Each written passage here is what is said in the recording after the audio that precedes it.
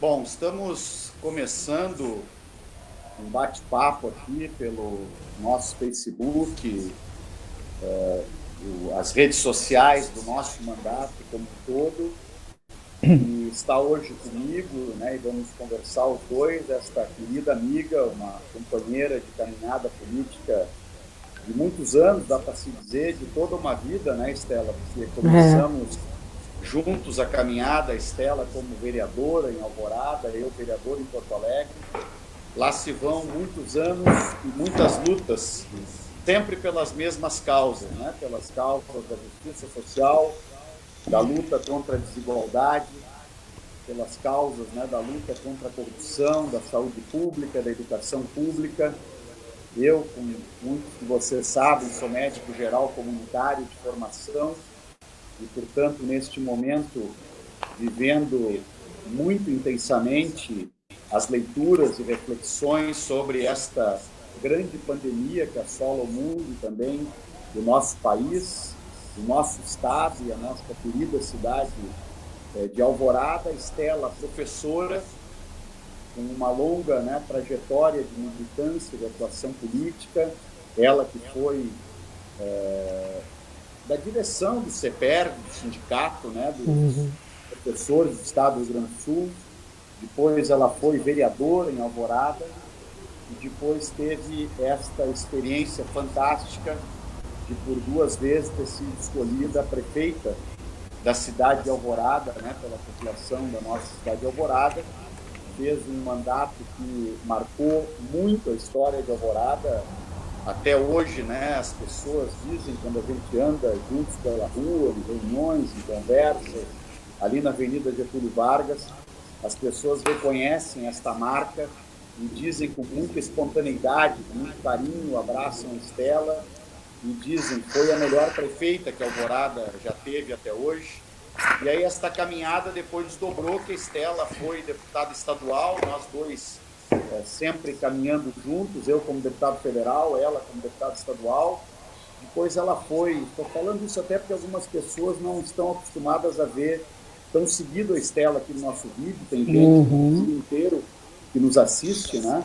E a Claro. Estela depois, deputada estadual, foi também convidada pelo governador Tarso Genro para ser secretária do Estado do Rio Grande do Sul de Administração e Recursos Humanos, e também Sim. ali deixou uma marca, né, de excelente gestora, de pessoa comprometida com a ética, com o respeito ao serviço público, ao papel do serviço público. E estamos nós dois aqui, Estela, conversando neste momento em que eu atuo como vice-líder da oposição na Câmara Federal. Tu estás neste momento, né, te preparando, atuando, refletindo, conversando com pessoas como pré-candidata a prefeita de Alvorada de novo. É um ótimo retorno. Eu sempre, tu sabe disso, mas estou dizendo para as pessoas que não estão tão por dentro desta conversa, né? Eu sempre te incentivei muito a este caminho. Acho que será uma excelente experiência esta tua disposição de voltar, né, a colocar o teu nome à disposição da comunidade de Alvorada para refazer e retomar um governo com as qualidades daquele que tu fizeste.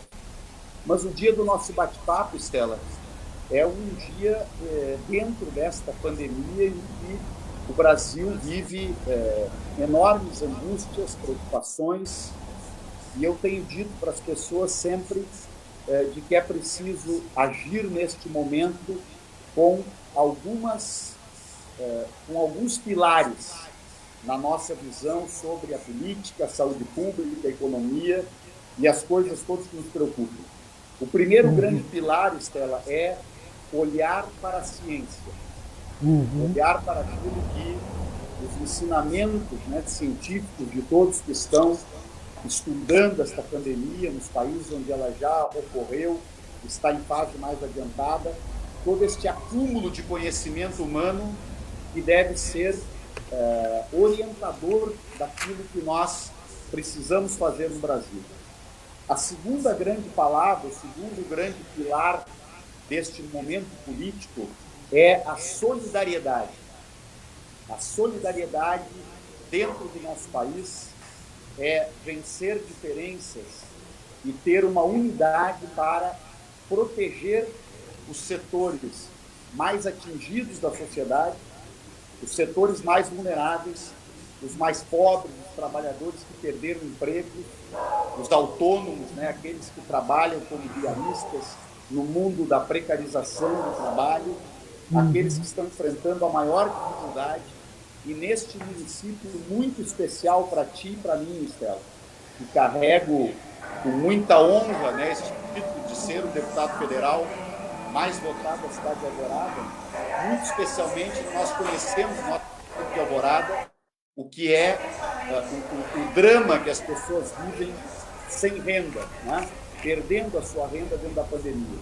Por isso, eu, a nossa bancada do Partido dos Trabalhadores, as bancadas de oposição, lutamos muito na Câmara Federal para que a renda mínima fosse de um salário mínimo, lembrando aqui que o presidente Bolsonaro e o Paulo Guedes queriam apenas R$200 de apoio de renda mínima. Nós trabalhávamos e continuamos trabalhando com a visão de que a renda mínima deve ser de um salário mínimo por pessoa, com 2 pessoas sendo atendidas dentro de cada família, de cada residência, mas o que conseguimos aprovar foram R$600. Eu só abri esse parênteses para dizer desta temática da solidariedade. Então, nós vamos falar mais sobre como proteger os empregos, os salários, a economia, as empresas, as pequenas e médias, né? As micro, pequenas e médias empresas. Enfim, este segundo grande eixo que eu chamo do eixo da solidariedade, né? E terceiro pilar que eu considero é o que eu chamo assim de uma serenidade para viver este momento.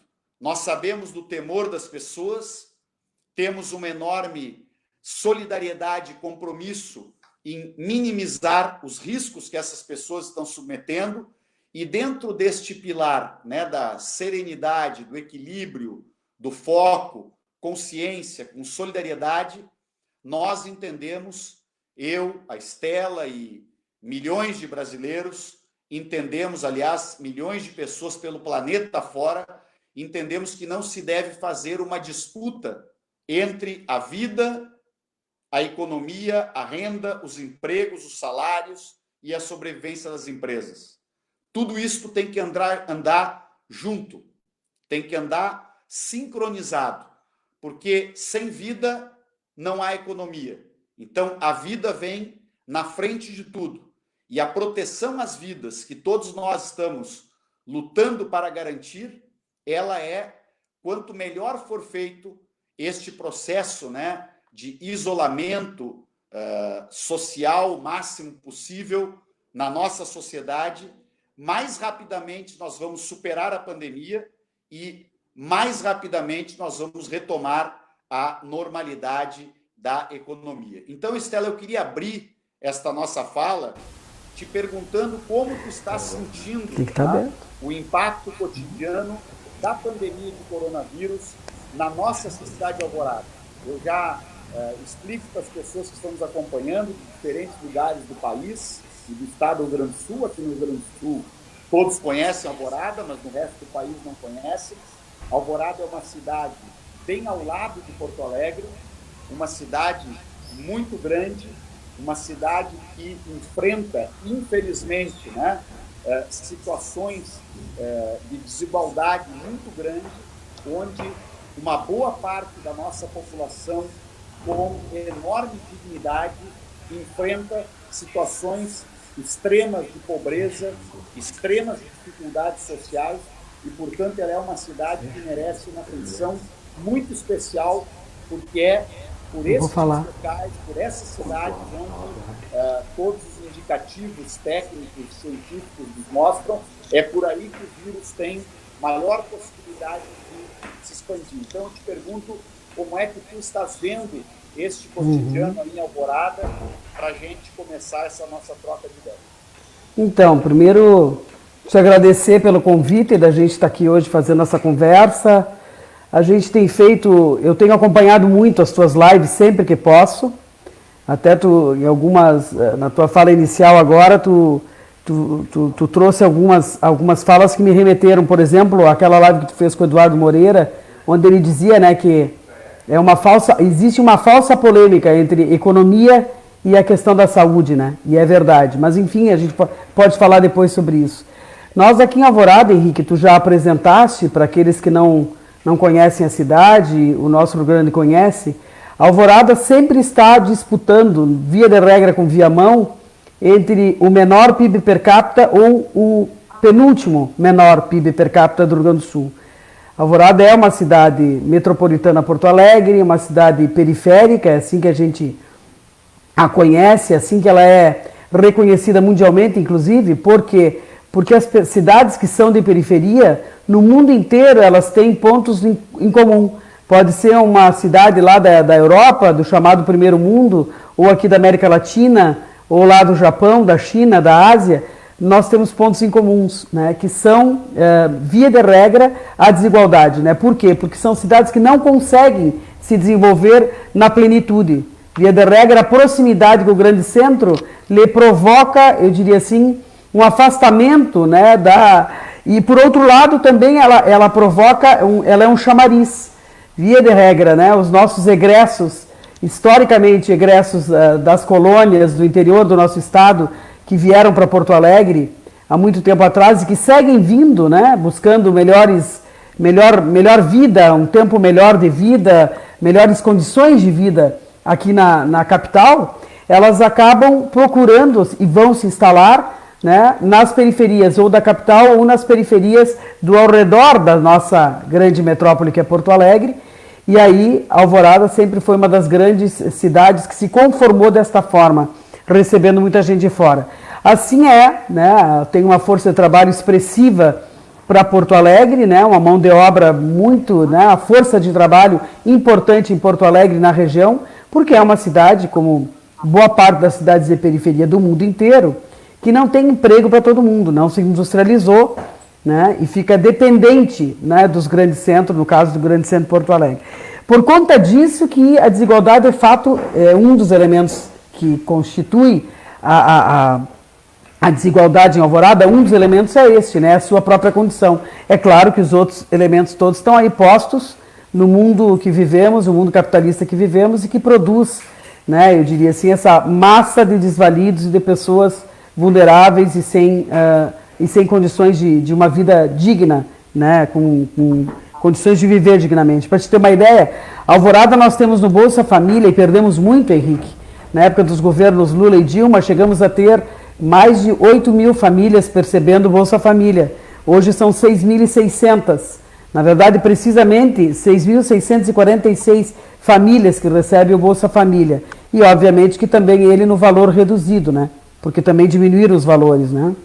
No CAD único, são mais de 16 mil, são quase 16.700 famílias que estão inscritas no CAD único. Muitas não estão atualizadas, né?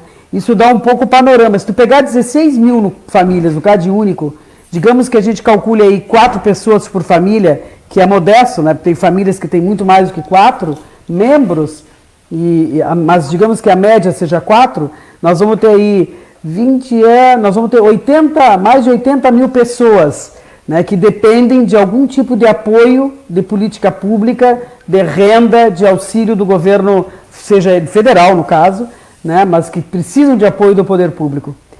E é esta condição que nos deixa, de fato, estarrecidos, né, com esta política que vocês aprovaram no Congresso Nacional, digo vocês, tu como vice-líder, né, da oposição na Câmara Federal, construíram uma das iniciativas que foi, na minha opinião, uma das mais importantes, mas que até agora não se efetivou na prática, que foi a renda mínima emergencial a partir da lei, né, que foi concebida lá pelo Suplicy ainda em 2004.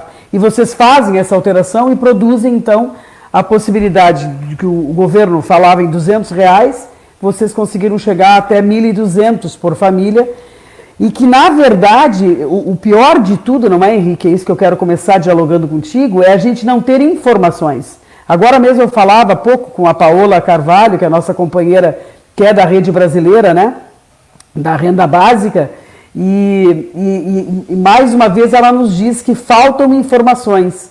Não se tem informações exatas ou mais precisas, ou perto do que fosse preciso, de quantas mil famílias perceberam este auxílio até agora, por exemplo, aqui em Alvorada. Não tem como saber, a gente não tem como saber isto. O que a gente observa é que há um crescente número de pessoas nas ruas, um crescente número de pessoas, obviamente, buscando, de alguma forma, algum tipo de sustento, e para isso eu tenho que sair para as ruas, né? Não podem manter o isolamento em função de que precisam trazer a comida para botar na panela e na mesa das suas famílias, e isso é desesperador. Quer dizer, nós vivemos um processo de uma pandemia absurda, e afora de que temos um governo federal que dá toda a tinta, dá todas as tintas, né? Dá toda a noção, né? E a impressão de que parece que o que ele quer mesmo é dificultar ao máximo, né, a vida das pessoas, e parece que quer levar o Brasil mesmo para o caos completo, né? Então eu queria te ouvir um pouco e trocar um pouco contigo, porque há uma ansiedade muito grande da nossa parte enquanto liderança, das nossas comunidades, né? Tu conheces bem Alvorada, tu tens ideia de como é que é a vida lá no Umbu, a vida na Nova Americana, né? A vida nos bairros mais periféricos, mais desassistidos, né? Alvorada é um enorme desafio, assim como temos tantos outros municípios do país, mas estou falando particularmente da minha cidade, e que a gente não tem informações. Então isso me deixa de fato numa ansiedade muito grande, e eu queria trocar um pouquinho contigo, além de te pedir depois também para te discorrer um pouquinho sobre o conjunto de outras iniciativas, porque o Congresso não parou só na renda básica, vocês têm tomado muitas providências. Aliás, eu penso que o Congresso, a nossa oposição particularmente, né, ela tem feito o Congresso crescer, né, nesta crise. A sensação que eu tenho é que o Congresso está maior do que quando nós entramos na crise, né, exatamente pelas iniciativas que eu sei que são muito lideradas por vocês. Então, Estela, esse tema, né, que são as duas grandes preocupações do povo brasileiro hoje, né? É como proteger as nossas famílias e a cada um de nós mesmos, né? No sentido de que possamos atravessar esta pandemia vivos e com saúde, e nós temos que ter medidas para isso. Depois vamos falar também um pouco sobre as orientações de saúde pública e um pouco como esta questão anda, e como tu disseste, para que a pessoa possa adotar aquela que é a ferramenta mundialmente reconhecida como a mais potente, qualificada e adequada para impedir a disseminação do vírus em proporções muito maiores do que aquela que ele está se disseminando. Lembremos que o Brasil hoje está fechando, infelizmente, um número em torno de 3.000 brasileiros e brasileiras mortos, e isto carrega ainda a distorção de muita subnotificação, porque uma das grandes falhas que o governo Bolsonaro perdeu tempo com muitas brigas entre o presidente, o ministro, governadores, que o presidente ele tem essa característica, né? O presidente ele briga com todo mundo.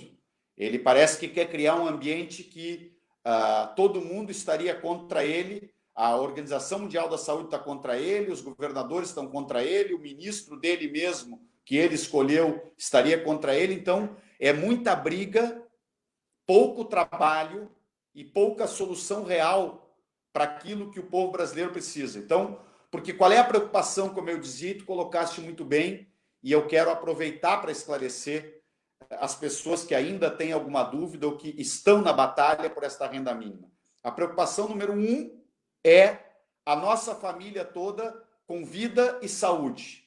E para isso nós temos que manter o isolamento social o máximo possível, temos que reforçar que aquelas pessoas que precisam, em situação limite, sair para a rua, que não podem deixar de trabalhar porque atuam em alguma área essencial, ou mesmo porque estão no desespero por conta da inoperância planejada do governo, que não paga a renda mínima como deveria, que essas pessoas devem sair de máscara para a rua, e que mesmo estas que saem, quanto mais as outras puderem ficar nas suas casas, mais proteção também para essas que saem.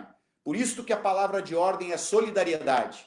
para proteger mais aqueles que têm que sair, por exemplo, os profissionais de saúde, que não podem deixar de trabalhar, por exemplo, os motoristas de ônibus, por exemplo, as pessoas que fazem entregas, né, para manter as nossas fruteiras, o armazém da esquina, o mini mercado abastecido para que a gente possa se alimentar, os proprietários e trabalhadores que estão nesses mini mercados, né, eles ficarão mais protegidos se as pessoas que puderem ficar em casa, fiquem em casa e só se desloquem até o mercado para fazer as compras necessárias, como a gente está falando. Agora, esta renda básica mínima é a principal medida. E eu vou continuar atuando no Congresso Nacional para que ela seja elevada para um salário mínimo, dos R$ 600 para um salário mínimo. E quem tem direito, Estela, porque tem pessoas que estão nos acompanhando e podem ter dúvidas ainda. E mais do que isso, aqueles que estão nos acompanhando podem esclarecer pessoas, orientar pessoas. Eu mesmo, outro dia, recebi aqui uma entrega, né, de uma alimentação que eu pedi, e o rapaz da moto que veio entregar, ele não estava por dentro. E alguém havia dito para ele que ele estava levando esta alimentação na casa de um deputado federal, e ele me perguntou. Ele veio de máscara e ele não sabia exatamente se o irmão dele tinha direito ou não. Tá? Então, eu explico para todo mundo. Todos aqueles que não têm um emprego com carteira assinada, ou seja, aquele que não está trabalhando com a carteira assinada pela CLT, ou não está recebendo um benefício da Previdência, ou seja, não é aposentado, ou não está recebendo o BPC, ou não está em auxílio doença, né? Todos que não estão nesta condição têm o direito de receber a renda mínima, obviamente, desde que sejam pessoas que tenham uma renda familiar abaixo de meio salário mínimo por pessoa. Então, uma família, por exemplo, com 5 pessoas, que os dois... vamos supor que seja uma família, né, com 2 pessoas adultas e 3 filhos. Os 2 adultos trabalhavam, um era um vendedor de pipoca, ela trabalhava como diarista, fazendo faxinas, ganhando por dia, e os lugares onde ela trabalhava dispensaram o trabalho dela, e infelizmente, pela precarização, porque todos deviam ter direito a uma carteira assinada, mas ela não tinha, e esta pessoa ficou sem renda do dia para o outro. E o companheiro que vendia pipoca ali na nossa praça de Alvorada, por exemplo, também está sem renda. Os 2 têm direito a receber os R$ 600. Então, nós estimamos que em torno de 60 milhões de brasileiros, talvez 70 milhões, tenham o direito de receber esta renda básica. A segunda questão, Estela, é a proteção dos empregos de quem hoje está trabalhando com carteira assinada. O que nós estamos defendendo, o que eu defendo, é que haja um subsídio público, o governo federal coloque até 2 salários mínimos para garantir os salários e os empregos destas pessoas durante um período de 3 meses, que é o período mais agudo dos efeitos da pandemia sobre a economia. Este mês que nós estamos vivendo e os próximos 2. Então, por exemplo, vamos admitir uma fábrica de móveis, como nós conhecemos aí em Alvorada, que agora me escapa o nome, né, da indústria, se tu me lembrar, aí tu pode dizer, Estela. Móveis Bento, do nosso amigo Paulo Vinícius. Isso, se lá, por exemplo, ele está com queda nas vendas, o que é normal neste período, lá estão 100 trabalhadores, alguns ganham salário mínimo, outros ganham 2 salários, outros ganham 3 mil, 4 mil reais. Todos aqueles que ganham até 2 mil reais, até 2 salários mínimos, nesta proposta que nós defendemos, que é semelhante ao que estão fazendo países como Estados Unidos, Alemanha, França, Inglaterra, que estão colocando dinheiro público para proteger os empregos, todos aqueles que ganham até 2 salários mínimos terão o salário garantido pelo governo federal. E a contrapartida é que a empresa não pode demitir nenhum trabalhador, ou seja, a lógica é aquela, ninguém tira o emprego de ninguém. Então, não pode demitir nenhum trabalhador, isso é controlado pelo CAGED e não pode diminuir o salário de nenhum trabalhador. Então, aquele que ganha 3 mil, a empresa paga 1.000 e o governo federal paga 2.000. Então, isto é a forma de garantir o emprego de milhões de trabalhadores que hoje têm a sua carteira assinada. Porque se houver um abandono do governo, e se o governo Bolsonaro demorar um pouco mais para tomar esta medida, o parlamento, espero que vote isto na sessão de amanhã, que está marcada, mas, obviamente, o presidente já poderia ter feito uma medida provisória para resolver esse assunto, né? Os outros países agem rápido, porque nós já estamos há 50 dias, 40, 50 dias na pandemia, né? Então, porque se nós permitirmos que houvesse, Estela, a decisão do empresário A tem 10 funcionários, ele, para sobreviver, chega à conclusão que deve demitir 3. O empresário B tem 20 funcionários, caiu a venda dele, ele chega à conclusão que, para não quebrar a sua empresa, ele tem que demitir 10. Se todos forem demitindo, a massa salarial do país vai lá para baixo e aí sim a recessão é total. Aí a economia para mesmo. Então, proteger os salários, os empregos de quem está trabalhando, garantir renda mínima para esses 70 milhões de brasileiros.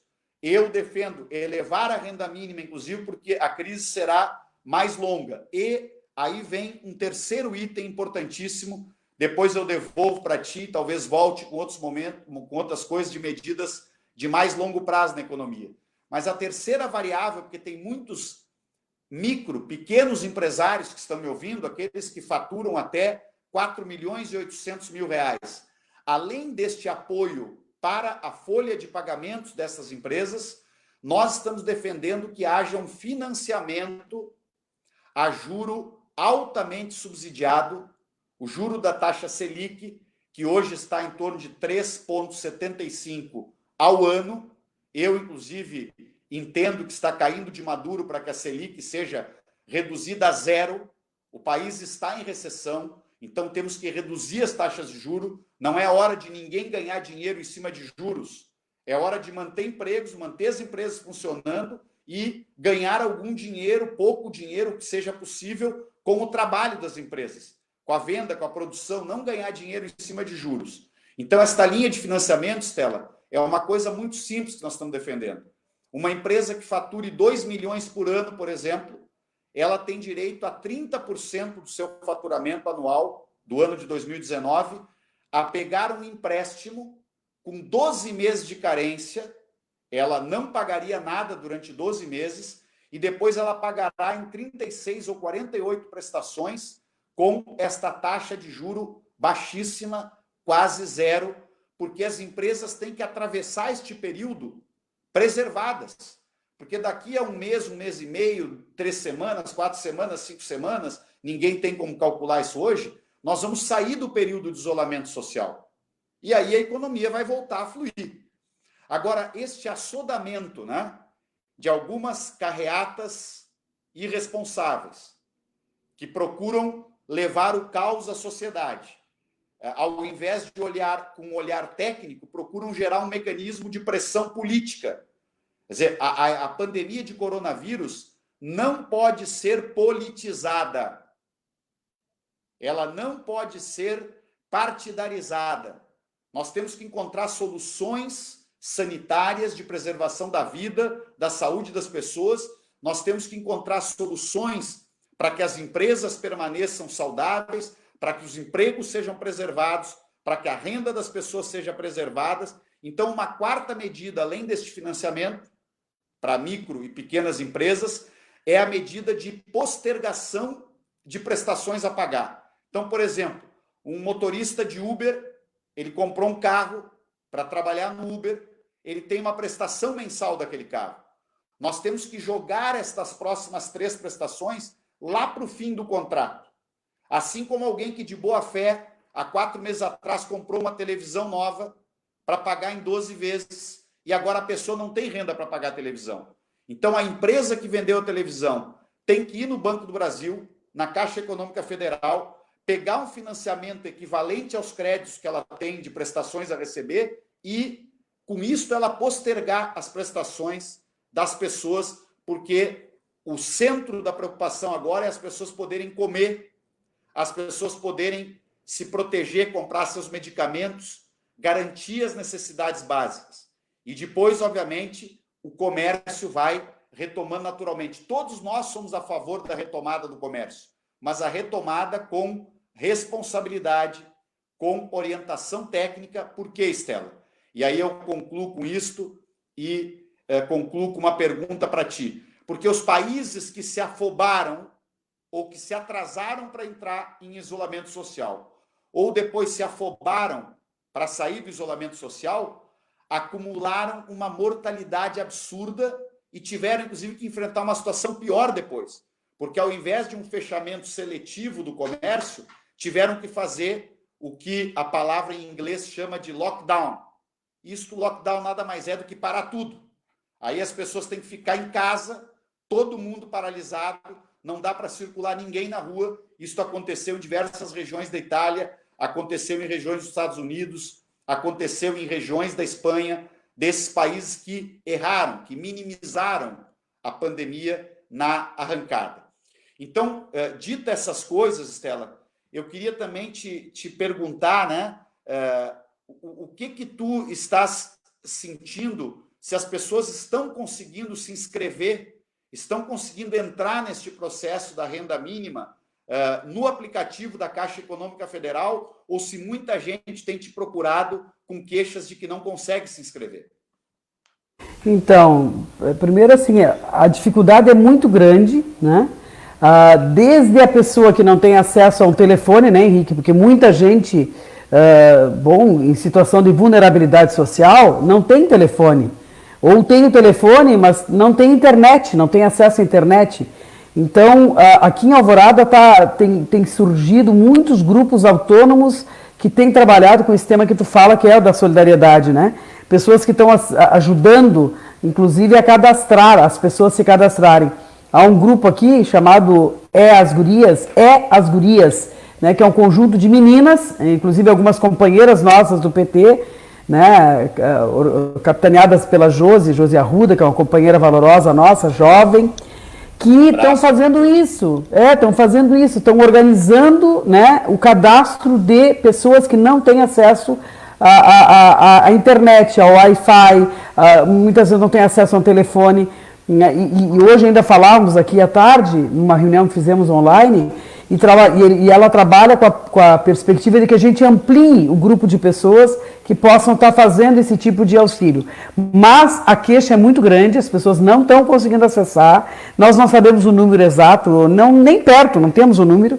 Né? Eu estava conversando hoje pela manhã também com o gerente da Caixa Econômica Federal aqui da cidade, para ver se tinha algum panorama. Ele ficou de me dar um retorno, ainda não me deu, mas a verdade é de que há um desespero que a gente vê crescente, né? A população, a população aquela nossa, que já era vulnerável, ela está acrescida agora deste trabalhador da informalidade, né? Eu até tinha conversado com um amigo nosso comum e ele dizia que os colegas dele, de Uber, que trabalham com Uber, não conseguiram também acessar, né? E muito Uber, aliás, não conseguiu, e é outro tema que eu já vou te trazendo, porque depois tu pode responder. Eu não sei se vocês conseguiram, parece que conseguiram aprovar a alteração daquele valor, que era uma das exigências para ter acesso, que a pessoa tinha que ter tido no máximo uma renda de até R$28 mil, 28 mil e pouco no ano. Conseguiram tirar essa exigência. Conseguiram tirar, né? Então, aí a gente estava informando eles, não, mas eu acho que conseguiram e tal. Então, hoje também tem várias pessoas que trabalham com Uber que estão nos assistindo, porque estão buscando também informações aqui para poder... Mas a dificuldade é muito grande, Henrique. É assim, a Paola falava para nós, que a gente fez uma live logo assim nos primeiros dias ali do cadastramento. Eu sei que assim, em 2 ou 3 dias, 220 milhões de acessos tinham acontecido, mas apenas 28 milhões de brasileiros, logo nos primeiros dias, tinham conseguido completar a inscrição.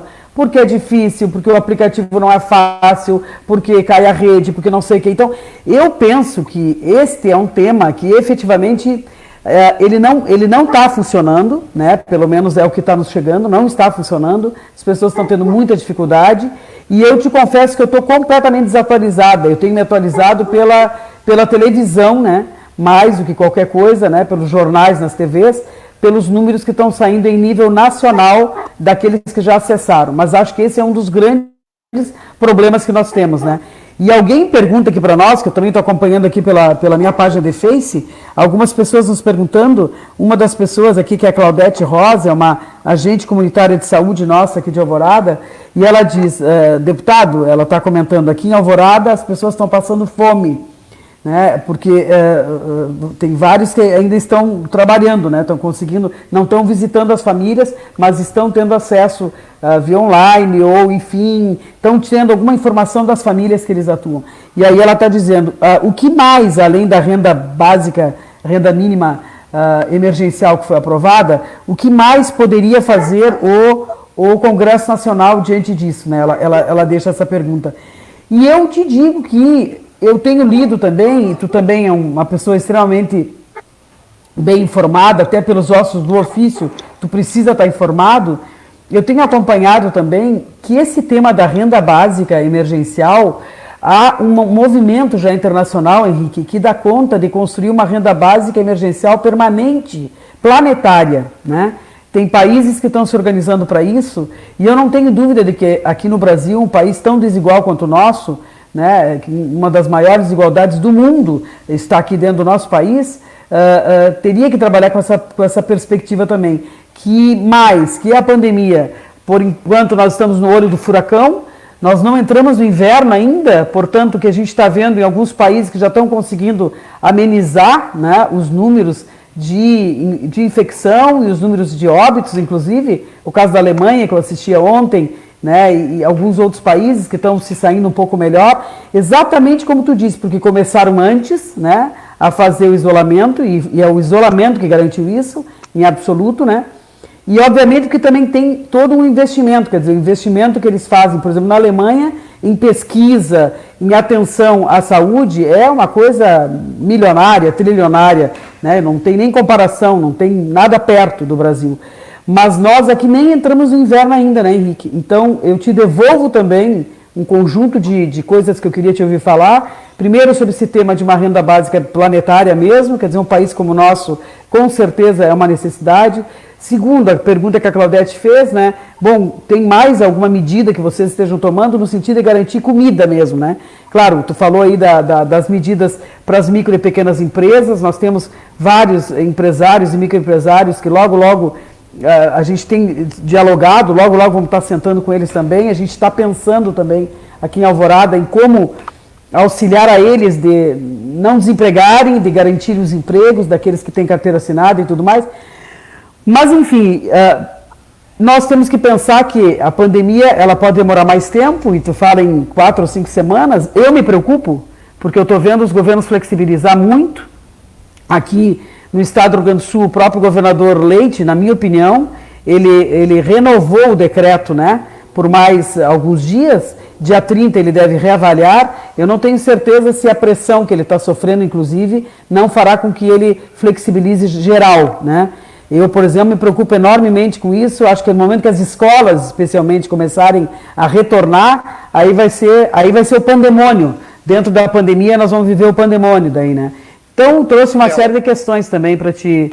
Não, são ótimas questões. Sim, eu também quero colocar, porque essa parte é importante. Eu quero pedir desculpas, a gente não pode ler todas as perguntas e opiniões dos nossos internautas. Eu sempre assumo o compromisso, que imagino que a Estela também assume, de a posteriori responder para todo mundo, né? Mas primeiro, esta importante colocação da nossa agente comunitária de saúde. Sim, existem movimentos fortes, eu estou absolutamente comprometido com eles, que vão em 2 sentidos: de manter a renda mínima básica permanente, porque a crise econômica que nós vamos viver, Estela, ela tem um momento agudo muito pesado, que é esse que nós estamos vivendo, mas as pessoas me conhecem, te conhecem, nós não estamos aqui para vender ilusão para ninguém. Então, infelizmente, nós vamos passar por um período de muita dificuldade na atividade econômica. Aliás, é importante aqui abrir um parênteses: o Brasil ele já vinha, né, com uma política econômica muito equivocada, tanto que ao longo, né, destes últimos anos, desde que derrubaram a presidenta Dilma, o desemprego no país só fez aumentar, a precarização das condições de trabalho só fez aumentar, as dificuldades de renda das pessoas só fizeram aumentar. É muito difícil a gente encontrar alguém que diga que ao longo desses 4 anos, 3 anos do governo Temer, depois agora mais um ano de governo Bolsonaro, que tenham melhorado de vida. É 1, 2 pessoas em cada 100. As outras todas sentiram a piora na condição econômica. Então, nós já vínhamos, né, numa condução econômica equivocada, porque esta condição de cortar investimentos, cortar salários, cortar direitos, e isso estava nos levando, e nos levou em 2019, antes da pandemia, não tinha nada de pandemia, e 2019 foi um dos piores anos da economia brasileira, quando a economia cresceu apenas 1%, que equivale a não crescer, porque isso equivale a ficar de acordo com o crescimento da população. Então, é como se a economia ficasse paralisada. Mas então, sim, né? Nós vamos ter agora o agravamento da crise do coronavírus, da crise, né, do mercado mundial de petróleo, porque há também uma guerra pelo preço do petróleo. Ontem aconteceu, Estela e nossos internautas, algo que eu, pelo menos, nunca tinha lido, nunca tinha ouvido falar, não sei se aconteceu alguma vez em outro período do mundo. O barril de petróleo teve um preço negativo. Estavam descarregando petróleo, e assim, o cara, eu te pago para tu levar esse petróleo embora, né? É uma coisa assim absurda, né? Mas isto vai também incidir muito negativamente sobre a nossa economia. Então, os mecanismos de proteção social, e teve um dos nossos internautas, que eu vou incluir a pergunta dele agora aqui, porque ele ou ela, deixa eu ver exatamente aqui, ó. Tá aqui, ó, a Adélia Prada. Deputado, explicar, por favor, que o governo pode fabricar moeda, ou seja, dinheiro para subsidiar emprego e substituir as necessidades do povo brasileiro em uma situação como esta, né, de guerra, da pandemia do coronavírus que a gente está vivendo. E ela está coberta de razão, Estela. O Estado brasileiro e todos os governos mundiais, os governos nacionais, né, o governo alemão, o governo italiano, o governo espanhol, o governo português, o governo americano, todos estão, vamos dizer, vou usar a linguagem dela, não é fabricando dinheiro, mas todos estão imprimindo moeda, todos podem emitir títulos da dívida pública para garantir os recursos necessários para fazer a travessia de guerra. Então, agora não é hora de se preocupar com qual é a dívida que o país assume. Evidentemente que essa dívida tem que ser assumida com responsabilidade para fazer coisas justas, necessárias, proteger empregos, proteger empresas, garantir renda básica mínima. A estimativa é que o Brasil vai precisar de 700 bilhões de reais. Isso equivale a 10% do PIB brasileiro. Os Estados Unidos está aplicando exatamente 2 trilhões de dólares, que é também 10% do PIB americano. E está imprimindo moeda, quer dizer, imprimindo títulos da dívida pública para não assistir, não permitir uma questão ética central. A vida dos brasileiros tem que ser protegida. O Estado brasileiro, o país, foi construído ao longo de diferentes gerações, pelos nossos pais, pelos nossos avós, pelos nossos bisavós, que deixaram riqueza. Nós temos reservas, nós precisamos garantir a vida dos brasileiros, os empregos dos brasileiros, os salários dos brasileiros. Evidentemente que eu estou falando dos salários mais baixos, não estou falando dos altos salários, depois eu quero falar sobre isso, que um outro internauta também questiona esse tema aqui conosco. Então, as pessoas perguntam de onde vai sair o dinheiro, Fontana, para esses programas que tu estás defendendo. Porque tem mais programas que eu quero abrir aqui um parênteses. Tão logo termine o isolamento social, Estela, o Brasil deve relançar o programa Minha Casa Minha Vida. Se nós tivéssemos um presidente preocupado realmente com a economia brasileira, em vez de ficar arrumando briga e carreata para abrir o comércio uma semana, 15 dias antes da hora, ele estaria lançando as bases de um programa para ser aplicado dentro de 3, 4, 5 semanas, quando a normalidade do trabalho puder ser retomada. Então, o governo federal deve contratar a construção de 500 mil, 600 mil moradias populares para gerar talvez 1 milhão, 2 milhões de empregos na construção civil. O governo federal deve, Estela, contratar obras públicas, acelerar os investimentos públicos, duplicar a velocidade de obras públicas que estão em curso neste momento, para gerar mais 1 milhão de empregos, por exemplo, ou 1,5 milhão de empregos em obras públicas, a duplicação da BR-116, a nova ponte sobre o Guaíba, lançar, por exemplo, obras como um novo acesso da Freeway para Alvorada, obras públicas que são importantíssimas para o povo e que, neste momento, feito o endividamento público, podem ser aceleradas como um mecanismo para salvar a economia. Por quê? Porque no momento de crise, quem salva as vidas e salva a economia é o Estado, não é a iniciativa privada. Eu não posso chegar, por exemplo, na indústria X, eu dei aí um outro exemplo, mas vamos dar um outro exemplo da nossa Alvorada. Eu não posso dizer, por exemplo, para um lojista de Alvorada, olha, tu abra uma segunda loja. Vai lá no banco, pega um empréstimo e abre uma segunda loja. Só se ele fosse louco. Ele não vai fazer isso agora. Quando a crise aperta, o setor privado, ele retrai o investimento. Por isso é que tem que ampliar o investimento público. Então, esta questão de manter a renda mínima, ampliando a renda mínima, ela é muito importante. E eu quero, por fim, entrar aqui, né, na pergunta do nosso outro internauta, que é, primeiro, né, a Vera Lúcia Costa, né? Opa, Vera. A Verinha. Aí, Verinha, querida. Grande amiga nossa, a Verinha, né? Diante que não segue as orientações da OMS, faz tudo ao contrário, o que o deputado pensa disso? Eu penso que é um crime que está cometendo. Infelizmente, o presidente está atrapalhando o Brasil. Ele está matando pessoas.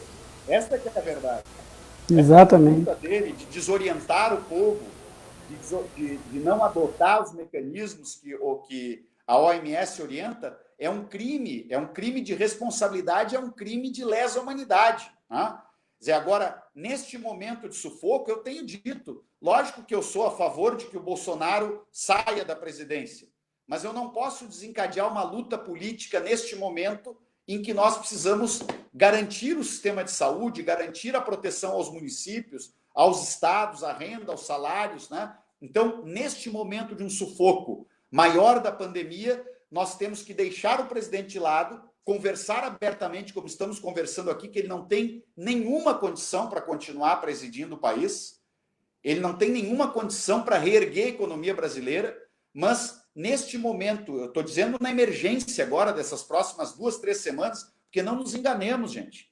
A cada dia que nós nos acordarmos, infelizmente, nos próximos dias, nós vamos ver a notícia de centenas de mortes, de hospitais lotados, de UTIs lotadas. Então vem aqui a pergunta que tem a ver com a questão de onde sai o dinheiro, para ele não pensar que eu vou pular a pergunta dele, como ela é uma pergunta que critica deputados, eu não posso pular, né, Estela? É uma pergunta do João Pedro Barcarolo, e ele diz o seguinte: quando os líderes de todos os partidos vão pressionar o presidente da Câmara para destinar fundo partidário, fundo eleitoral, parte dos salários dos deputados para ajudar a combater o coronavírus? Primeiro, eu quero dizer para o Pedro que eu sou a favor de todo, para o João Pedro, que eu sou a favor de todas essas medidas que ele propõe aqui. Só que eu não sou a favor dessas medidas tomadas como uma perseguição à política. Elas não podem ser tomadas como uma discriminação contra a democracia, contra quem se dedica a representar a população, como deputado, como vereador, como prefeito, como governador, porque exatamente destas pessoas que nós mais estamos dependendo neste momento. Porque, me perdoe, João Pedro, mas esse tipo de preconceito contra a política nos leva a desastre como nós estamos vivendo. Se nós não tivermos gente dedicada a organizar o sistema único de saúde, o sistema público de saúde, como é o caso da minha vida, que eu entrego em parte para isto, fui secretário de saúde de Porto Alegre, como é o caso de muitas pessoas que atuam, né, como secretários de saúde, como ministros, como secretários estaduais de saúde, nós não teríamos este grande, vamos dizer assim, tesouro dos brasileiros, que é o sistema público de saúde, né? Então, sim, nós temos que garantir um pacote tributário emergencial, Estela, onde os mais ricos paguem valores justos para proteger os mais pobres de forma solidária. E o que nós da oposição, eu sou o deputado encarregado de coordenar este trabalho dentro das bancadas de oposição. Quais são as propostas que nós estamos defendendo que atendem aquilo aqui que o João Pedro pediu? Primeiro, aumentar os impostos sobre os altos salários. Todos que ganham acima de 15 mil reais têm que pagar um nível de impostos mais elevado. Mas aí, João Pedro e demais internautas, não é só o deputado. Não adianta cobrar isso só do deputado, só do senador. Tem que ser do general, tem que ser de um gerente de uma grande empresa que tem um salário de 30, 40, 50, 60 mil reais. Ou seja, todos que têm salários acima de 15 mil reais, na iniciativa privada, no setor público, de forma justa, republicana, a regra valendo para todos, todos terão que pagar mais impostos. O segundo imposto é o imposto sobre grandes fortunas. Aqueles que têm fortunas acima de 15 milhões de reais, numa alíquota progressiva que começa com 0,5%, vai evoluindo até 3%, não vou dar todo o detalhe para não ficar muito cansativo, mas este imposto sobre grandes fortunas, aí eu sempre digo, fazendo uma ironia, que infelizmente, talvez 99,9% dos internautas que estão conosco não vão ter a alegria de pagar esse imposto. Porque eu ficaria louco de feliz se eu pudesse pagar um imposto sobre grandes fortunas, porque seria sinal que eu tinha muito dinheiro, muita fortuna, e, portanto, eu posso contribuir. Alguém que tem uma fortuna de 100 milhões. Na nossa proposta, ele vai contribuir com 3%, com 3 milhões, para este fundo de emergência solidária para enfrentar a pandemia de coronavírus na saúde e na economia. Ele vai continuar com 97 milhões. Então, ele continuará sendo uma pessoa com grande fortuna, mas vai contribuir. Eu fico feliz com a doação do Banco Itaú, de 1 bilhão. Ela é um sinal positivo, mas eu entendo que tem que ter impostos sobre os bancos maiores. E este é o terceiro imposto que nós propomos. Aumento da tributação sobre o sistema financeiro, bancos e financeiras. Aumento da contribuição social sobre o lucro líquido. O quarto imposto, Estela, é o imposto sobre lucros e dividendos. O Brasil é um dos únicos 2 países do mundo que não cobra imposto sobre lucros e dividendos. Então, alguém investe 100 milhões na Bolsa de Valores, ganha 10 milhões de dividendos. Sabe quanto ele paga de imposto hoje? 0. Nós estamos propondo que ele passe a pagar 15%. Se ele ganhou 10 milhões de dividendos, ele vai ficar com 8 milhões e meio e vai pagar 1,5 milhão de imposto. O quinto imposto é o imposto sobre os iates, lanchas, jatinhos, helicópteros, que o Brasil não cobra nada de imposto. O motorista de Uber, que tem um carro que vale 30 mil, ele paga IPVA. O dono da van, que tem um jatinho, ele não paga imposto para circular com o jatinho dele. Então, a soma desses impostos todos, Estela, internautas, ela dará 150 bilhões de reais por ano. E quando a gente fala disso, a gente está dizendo, então, das fontes. 150 bilhões vem deste pacote tributário emergencial, em torno de 200 bilhões devem vir das reservas brasileiras e o restante tem que vir deste endividamento responsável, socialmente justo e necessário que o país tem que fazer. Então, esta é a síntese da nossa proposta de onde vira o dinheiro, Estela. Genial, Henrique. É muito bom te ouvir. Eu tinha já ouvido alguns pedaços da tua fala, eu não conseguia, às vezes, assistir todas as lives, mas em alguns momentos eu vi tu falando com a Manuela, eu vi tu falando com o Eduardo Moreira, eu vi tu falando com... E agora eu consegui ter clareza dos pontos todos. Depois tu vai ter que fazer um resuminho disso para mandar para nós, viu? Mas quero te dizer que eu gostei muito, sim, da ideia que tu coloca desse outro conjunto de obras, que é aquilo que se chamou nos governos do Lula, especialmente, né, de um programa desenvolvimentista, né, para o país. Quer dizer assim, é o Estado brasileiro, é o poder público, o governo central oxigenando a economia, né, e dele ali, através do Minha Casa Minha Vida, através de um conjunto de obras públicas necessárias para o nosso país, ele gerou renda, ele gerou trabalho, ele gerou desenvolvimento do país. E aí tu falou da Alvorada, né? Então a nossa rica via, a via que nós tanto sonhamos, que tivemos em Brasília por mais de uma vez discutindo o desejo, né, e o sonho da nossa comunidade de ter um acesso via freeway, né, de Alvorada via freeway, e que de fato é uma obra, na época chegamos até mais ou menos o custo, uma obra de quase 300 milhões de reais, portanto uma obra de alto custo mesmo, né? E não foi possível, porque daí já estava o país vivendo já um momento já não tão fácil da sua economia, e uma outra que é do dique de contenção das cheias, né? Lembrando do dique, tu lembra? O dique de contenção às cheias, uma obra que nós conseguimos gravar no orçamento federal, chegamos a ter gravado 280 milhões de reais para poder começar a desenvolver os projetos e tudo. Chegamos a ter no governo Tarso a Metroplan atuando sobre esses projetos, porque ficava em cargo, né, dos órgãos estaduais de desenvolvimento desses projetos. E no fim parece que o recurso também se foi, porque perdemos no caminho com a chegada do Bolsonaro. Então, esse tipo de obra, estou dando duas obras de exemplo muito simples, que a Alvorada tem muita carência e que mudariam, né, contribuiriam muito num pacote de esforço do governo federal para também mobilizar renda, mobilizar trabalho, e nós seríamos muito contemplados, é verdade. É muito importante isso.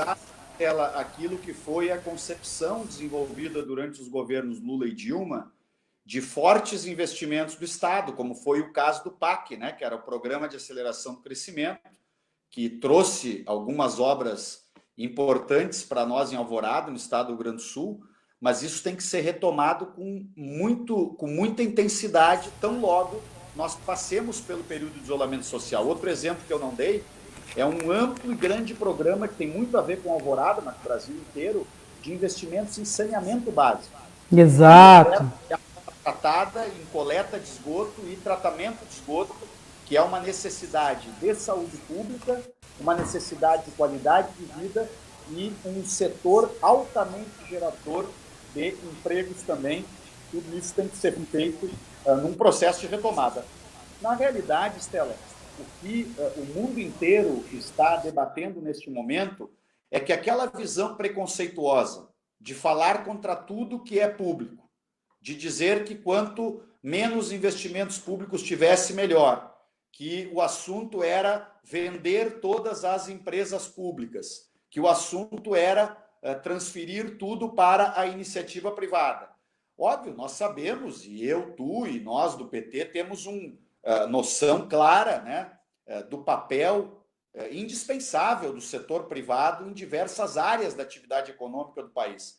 Mas existem áreas de caráter estratégico, onde existem monopólios, por exemplo, tu teres uma Petrobras pública neste momento, teres uma Eletrobras, que é a empresa de eletricidade do país, teres uma Corsã pública, te permite fazer este movimento de emitir papéis da dívida pública para exercer este papel no sentido inverso, né, da paralisação da economia, que é o que os economistas chamam de ação anticíclica, né, do governo, dos governos. E quando eu falo em retomar obras, Stella, eu digo, por exemplo, seguramente o país deve lançar, deveria chamar cada prefeitura, isso é que o presidente deveria estar perdendo tempo, investindo tempo, ao invés de perder tempo em botar notícia falsa na rede social, em arrumar briga com todo mundo, brigar com a China, brigar com a França, brigar com os governadores, brigar com o Congresso, brigar com o Supremo. Ele briga com todo mundo. Eu quero saber o seguinte, está todo mundo errado e ele é que está certo. O problema do presidente é que ele briga demais e trabalha de menos. Ele briga muito e não resolve os problemas reais da população. Então, deveria estar fazendo, por exemplo, um grupo de trabalho para que cada prefeitura apresentasse quais são os 10 projetos de obras na tua cidade que tu tens pronto para licitar e começar. Porque nós vamos alavancar um programa de desenvolvimento nacional para recuperar empregos nesse momento. Porque este emprego do cara que vai trabalhar ali na obra de saneamento é o mesmo cara que vai ir na Praça de Alvorada comprar pipoca para o filho dele no domingo, do pipoqueiro nosso que neste momento está sem renda, ou do nosso amigo que vende churros ali na esquina da farmácia Estela da Rua, que tu mora em Alvorada, que todas as vezes que eu passei na avenida, eu vou... ali da Oceania, da esquina da Oceania. Isso, que eu vou... Ou seja, todo este comércio, as nossas manicures, essa indústria da beleza, entende? Que é enorme em Alvorada. As pessoas precisam de renda para poder ir na manicure, no cabeleireiro, para poder girar a economia. Então, a ampla maioria dos economistas estão dizendo, olha, essa política aí do fundamentalismo liberal, do Paulo Guedes, do Temer, do Bolsonaro, ela tem que ser retirada do cenário. Tem que voltar uma política de proteção social, de valorização dos salários, de investimentos públicos, para que isto facilite o ambiente econômico da roda girando, né, e do país retomando o crescimento. Agora, tudo isso também, a ampla maioria, para não dizer todos, mas 95, como eu digo, de cada 100 cientistas no mundo, quem sabe 99 de cada 100, né, dizem o quê? Primeiro, precisamos de um grande esforço para conter a pandemia. Enquanto a pandemia estiver crescendo, não adianta tu mandar as pessoas à la louca para a rua. Que eu também quero dizer uma coisa aqui indignado, Estela. Essas carreatas aí, que algumas pessoas fazem, elas às vezes estão com a família delas preservadas em casa, elas vão para dentro de um carro fazer carreata, dizer que tem que retomar a normalidade, que não existe como retomar, e dizer que um trabalhador deveria pegar o Transurb, por exemplo, lotado numa segunda-feira, com 30, 40 pessoas na volta dele, para se contaminar com o coronavírus. Aquilo que eu quero para os meus pais, que eu quero para os meus filhos, eu quero para todos os brasileiros. Outra irresponsabilidade revoltante do presidente Bolsonaro é quando ele disse, não, mas as pessoas mais pobres, aquelas que trabalham de dia para comer à noite, essas sabem o que eu estou falando. Todos nós sabemos o que é o sufoco dessas pessoas. Mas eu não posso propor para essas pessoas uma chantagem.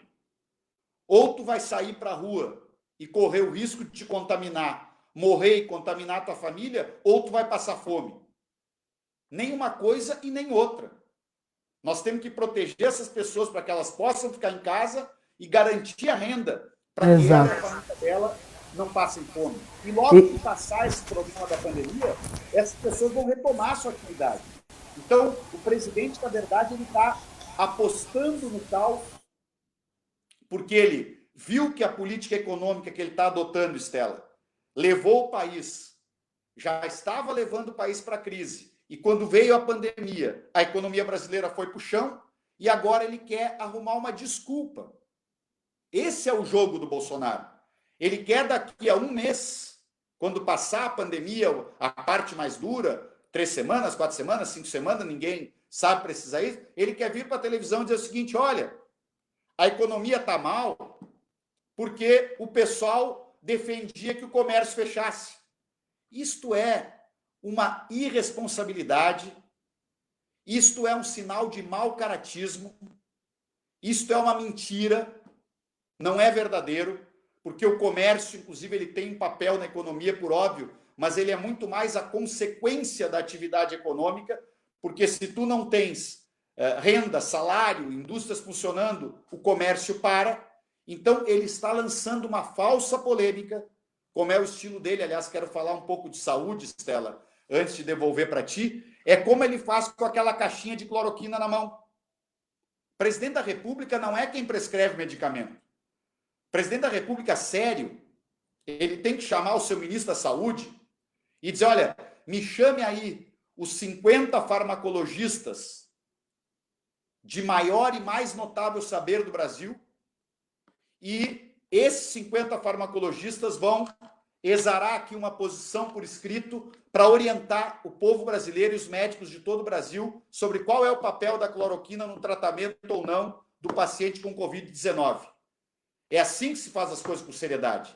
Mas até agora não tem no Brasil nem este núcleo de alto saber que eu estou sugerindo desde o primeiro dia da pandemia, vamos dizer assim, este conselho, né, de pessoas com notório saber para, por exemplo, orientar a questão do isolamento social.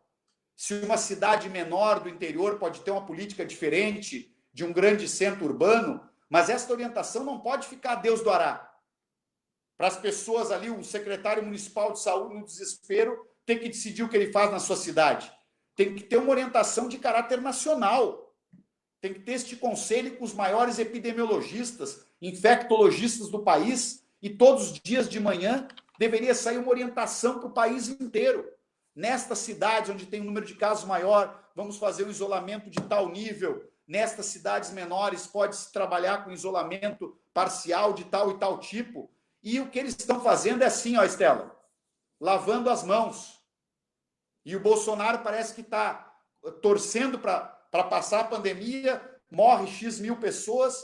Eles primeiro lançavam uma proporção que iam morrer, falavam nos primeiros momentos, não vai passar de 1.000 pessoas. Hoje já estamos com mais de 3.000, fora os subnotificados. Eu imagino que já deve ter no mínimo uns 5.000 mortos no Brasil, infelizmente, com a pandemia. Então, nós temos que ser firmes, trabalhar, defender aquilo que a ciência diz. Não temos que cair nessa esparrela de luta político-partidária em cima da pandemia. É hora de passar por cima das diferenças político-partidárias, defender a ciência, defender a vida, defender empregos, defender renda, defender as empresas, trabalhar pela nossa cidade. E nesse sentido, Estela, eu quero te cumprimentar porque eu sei a dedicação que tu tens cotidianamente, conversando com diferentes lideranças de Alvorada, passando sugestões que tu recebe para que eu procure atuar como representante da cidade no parlamento, participando e orientando da maneira como tu podes. E tão logo passa essa pandemia, porque já veio aqui um internauta que me perguntou, vem cá, e a Estela vai ser candidata a prefeita de Alvorada? Eu digo, olha, agora nós não estamos preocupados com isso, mas não vou deixar de responder para ele. A Estela é pré-candidata, sim, a prefeita de Alvorada. Ele também me perguntou, mas a eleição vai sair? Vai sair. A pandemia não vai parar a democracia. Pode ser que a gente tenha que postergar 30 dias, em vez de ser em 7 de outubro, vai ser em 7 de novembro, mas o mundo não vai acabar, o Brasil não vai acabar. Nem a economia vai acabar, nem as lojas vão acabar, nem os empregos vão acabar. Nós temos que passar por este processo com esta responsabilidade, e eu quero aproveitar e dizer para aqueles que são de Alvorada e também os que me conhecem em outras cidades, que eu estou trabalhando cotidianamente ao lado da Estela e vou continuar trabalhando nesta nossa caminhada pela pré-candidatura dela a prefeita de Alvorada. Nós, como eu digo, não lançamos a pré-candidatura da Estela para brigar com ninguém. Nós lançamos a pré-candidatura da Estela a favor do povo de Alvorada. Se a maioria da população de Alvorada depositar nas nossas mãos, na nossa mente, no nosso coração, na nossa alma, muito especialmente na alma da Estela, esta oportunidade histórica de nós voltarmos a governar Alvorada, eu posso garantir para vocês que nós vamos trabalhar dia e noite para fazer coisas boas, para ajudar a reerguer a cidade, para ajudar a melhorar a vida das pessoas, para cuidar das pessoas, que isto é a boa política. O político que faz política com paixão, que faz por vocação, ele é dedicado a esta causa. E na pandemia, nós não vamos nos intimidar com carreata de fanáticos anti-ciência e nós vamos permanecer do lado certo da história, que é defendendo a vida das pessoas, os empregos, a renda, os salários, a economia, tudo junto, né? E defender isso tudo é defender uma sociedade que combata a desigualdade, Estela. Então, eu já falei demais, quero passar para ti já com o convite. Eu encerrei a minha participação por aqui e quero, como eu sempre faço com os convidados, né, que entram na nossa live, agradecer também o convite, que eu estou sendo assistido por toda a tua rede social também, pelo teu Facebook, mas agradecer muito, Estela, esse nosso bate-papo, e mais do que esse nosso bate-papo, agradecer toda a tua dedicação fazendo aquilo que está ao teu alcance para a gente construtivamente ajudar o Brasil e a Alvorada a superar este momento que nós estamos vivendo. Então, Henrique, nós não precisamos ficar rasgando cedo um para o outro, né? Porque a gente se gosta muito, é parceiro de ideias, de sonhos, e trabalhamos juntos já se vão aí, ó, quase 30 anos que a gente está na luta, né? Pela nossa gente, junto com o nosso povo. Mas eu achei muito elucidativo muitas coisas que tu colocou, e eu queria, acho que a gente, para encerrar a nossa conversa, que já está longa, já está em 1h10, né? Acho que nós estamos já indo para as considerações finais nossas. Duas coisas que eu acho que a gente podia ainda dar uma falada, né? Uma é sobre o sistema da subnotificação. Tu falava algo em torno que tu acha que talvez esteja em torno de 5 mil. Eu tenho acompanhado o 247, e o 247, na semana passada, já trazia números que eles não podem provar, porque como a gente não tem testagem, né, a testagem está sendo muito pequena no país, não há teste suficiente, não há testagem em massa, mas eles vinham já com uma fala de cientistas que estimavam que nós estivéssemos na casa de 10 a 15 mil, né, de 10 a 15 mil óbitos, e isso é uma coisa louca.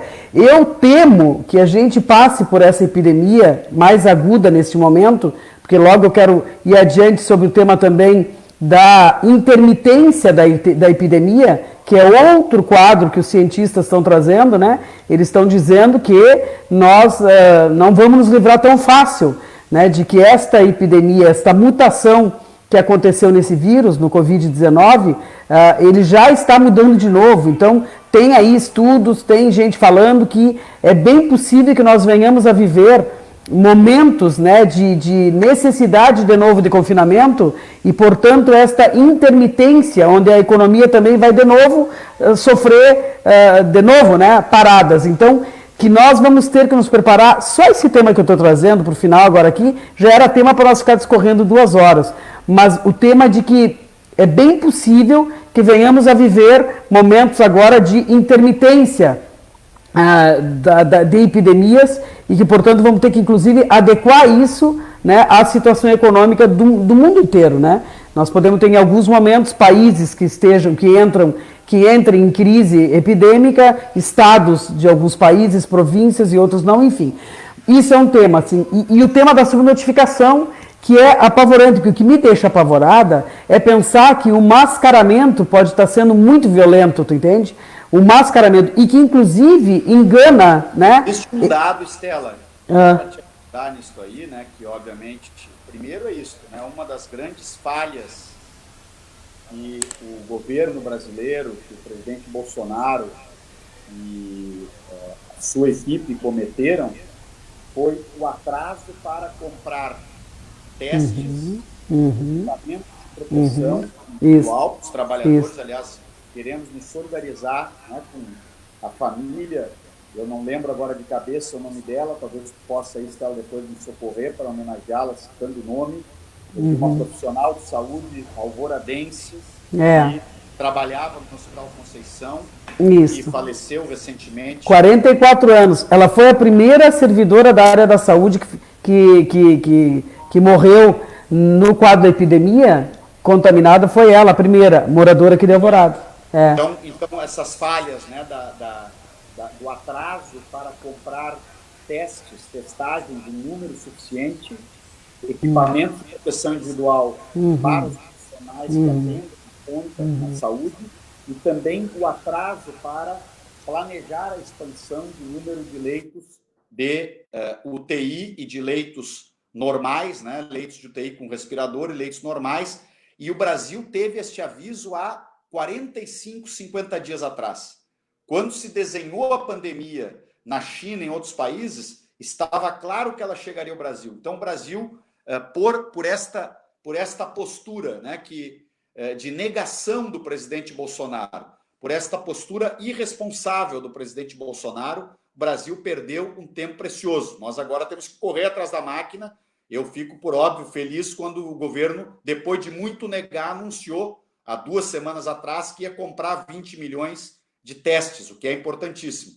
Mas nesta questão da subnotificação, Estela, um dos estudos, né, e informações mais fidedignas para mostrar o que pode ser o potencial, nenhum de nós vai se meter aqui a querer calcular algo que é incalculável, mas o que é um dado claro? A Fiocruz, que é uma estrutura pública que trabalha na área da saúde, dentre outras coisas, ela tem um sistema de controle num convênio que ela estabeleceu com o Ministério da Saúde para acompanhar o número de pacientes que estão internados em hospitais com aquilo que se chama SDRA, que é Síndrome de Doença Respiratória Aguda. Tá?